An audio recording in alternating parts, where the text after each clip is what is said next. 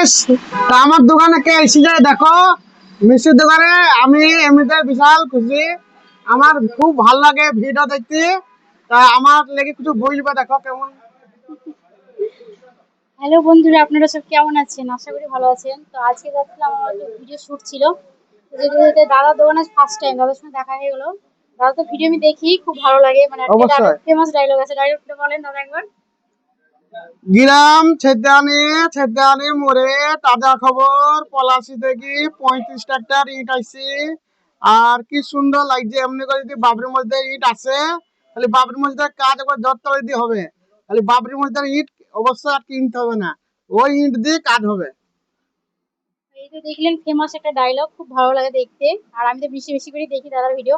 আর আজকে আসলাম দাদার দোকানে ফার্স্ট টাইম, তো খুব ভালো লাগলো। আর আমি যেহেতু ভিডিওটা করে দিচ্ছি দাদাকে, ভিডিওটা ভাইরাল হওয়া চাই। আমার যতগুলো অডিয়েন্স আছেন সবাইকে বলছি দাদাকে একটু সবাই সাপোর্ট আর করবেন। ভাইরাল হবে তো ভিডিও। অবশ্যই ভাইরাল হবে। আর যদি ভাইরাল যদি না হয় তখন তা- ফোন করে দেখবো কি হবে। তাহলে ফোন করে আমাকে জ্বালাবে, মেসেঞ্জারে। মেসেঞ্জারে ফোন করে জ্বালাবে বারবার। তো আপনার ভিডিওটা ভাইরাল করেন, যাতে আমাকে মেসেঞ্জারে ফোন না নিতে হয়।